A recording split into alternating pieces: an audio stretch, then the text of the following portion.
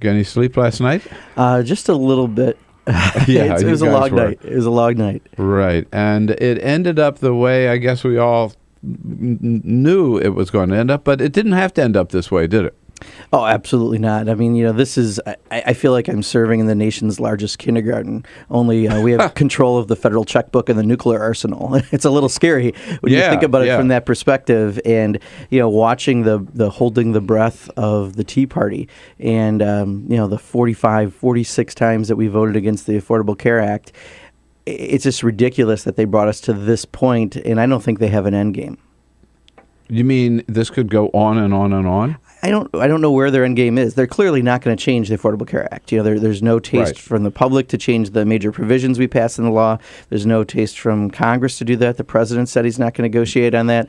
So what is the end game? If the best end game they have, which last night was let's go to conference committee, that we've been asking for 6 months since the Senate passed their budget, I just don't know if the rest of the Republican Party knows where the Tea Party led them on this. Yeah. You say they're not going to change the Affordable Care Act.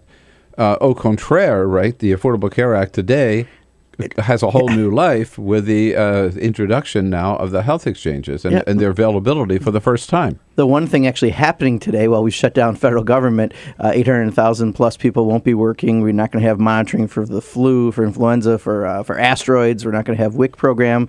Again, another hit to people who are poor in this country. All the other things that happened with the shutdown, and yet the one thing that they keep claiming they are trying to stop is actually being implemented and starting today, the next stage of the Affordable Care Act. So, again, their rhetoric has been pretty shallow.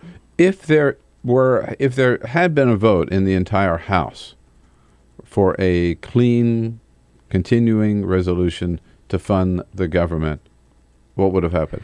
Absolutely, it would have passed. There's no question. That's why they couldn't put it on the floor, because I think enough. Any Republicans vote for it? I think a lot of Republicans actually would have voted for it. There's certainly Peter King said he would have voted for it. And I think if you look at a number of the folks who are a little more moderate, who haven't had an outspoken role during this Tea Party takeover of the Republican Party, I think they would have loved the chance to have had us continue. And don't forget, that was only to have us continue to mid-November, where they could have had plenty more time to fight if that's what they really wanted. But more importantly, at least we could have kept government open while we're having that conversation. Yeah, and John Boehner would not allow the full vote in the House because he would no longer be Speaker. I think if he had held the vote, because he knows it would have passed through the House, and the Tea Party wouldn't have allowed that. And I think they were upset when twice this year we've had to vote. He had to come to the Democrats to pass hurricane relief because Republicans wouldn't pass that. The Violence Against Women Act, he had to come and get Democratic votes. And I think he's been told, if you do this again, you won't be Speaker. Yeah.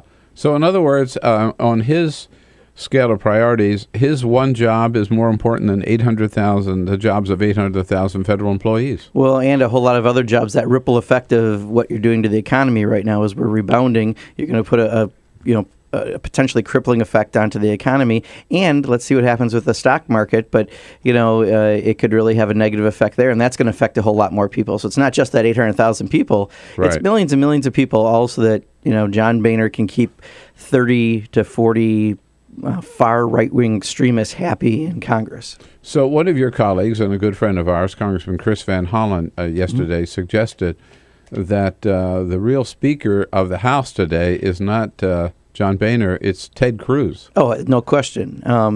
Ted Cruz did his, pseudo-faux filibuster last week, and then he came and started reaching out to the Tea Party folks in our House.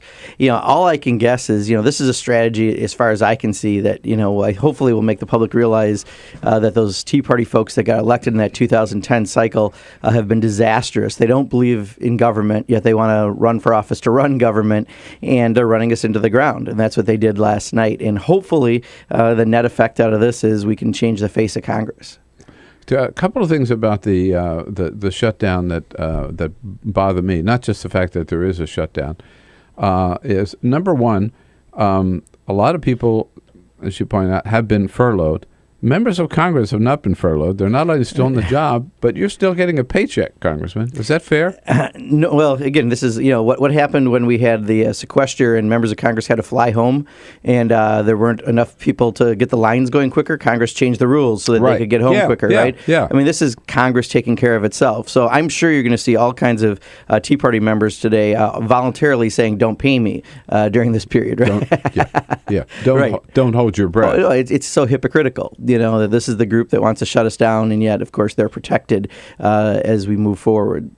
What we need to do right now is do everything we possibly can to get this impasse done. It means the adults in the Republican Party have to take the keys back from the toddlers and run the party like they have to, and get something done like we need to. Who are they? I mean, seriously.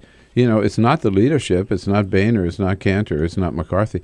I was asking earlier today, where the hell is Paul Ryan? I was just going to bring that, Bill. It's an excellent point. I often consider Paul. We shared a county. Our districts are abutting each other. I often think of him as an adult. Wisconsin, Ohio. No. Paul Ryan. I'm sorry, Wisconsin, of course. Yeah. You're thinking of Tim Ryan from Ohio. Right. Yes, maybe. right. We share Rock County, and he. While I certainly disagreed with his budget proposal that they put out, might be part of the reason why we're at the point we're at. He is an adult in that party, and I think there's a reason why he wasn't kicking and screaming during this. I haven't heard a peep from him at all, and he's he's vice presidential nominee, right? And he's supposedly their fiscal guy, right? He should be saying, if anybody, this does not add up, right? Right. Well, I mean, his budget didn't. I think the problem is part of his budget was so bad that a lot of the Republicans actually started to believe it. Which once you do that, you're in big trouble because that was such a budget built on fantasy. And now that they're at the point of trying to get us to that place somehow, although if you think about it, they were getting that through mid-November. They were getting very close to the budget numbers they wanted, and yet they just held their breath even more. So, when people say they're spoiled children, they clearly have been spoiled children, that Tea Party element of the Republican Party. And I think, people like Paul Ryan and others, it's time for them to stand up and take over.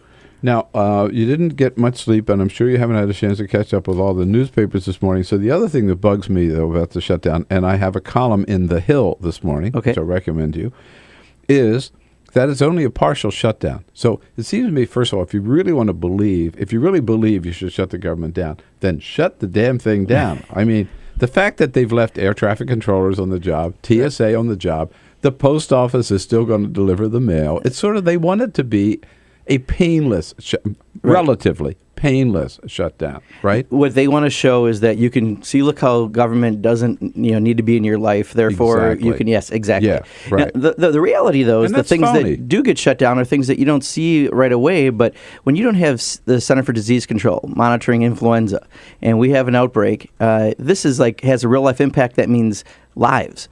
When you don't have some of the other things in place, SBA loans. I've been a small business owner for 25 years. I have a union printing shop. The fact that they do $1 billion worth of loans a month, the fact that small business owners right now can't, in this fragile economy, get access to those loans will have a real impact. But it's not like an impact you feel today in the next 24 hours, but you will feel down the road. So they knew that would be, I think, the effect.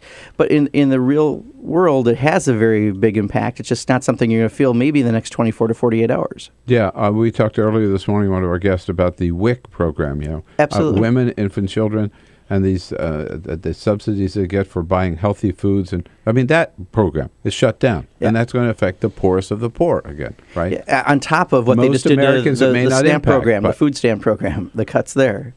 Exactly. I mean, but again, it's another real life impact they're going to have. And then on veterans, in a couple of weeks, that money starts to run out for those payments too, but not in the next 24 to 48 hours. So what they're banking on is that people will, in a few days, say, I don't feel this. So, maybe they're right. Government can have a shutdown and we could still operate. They're banking on the fact that today you look out of that Capitol building and you won't see many people on the mall. There won't be any protest. Americans will just sort of accept this as business as usual. What has to happen? What has to happen to turn this around? What do you think?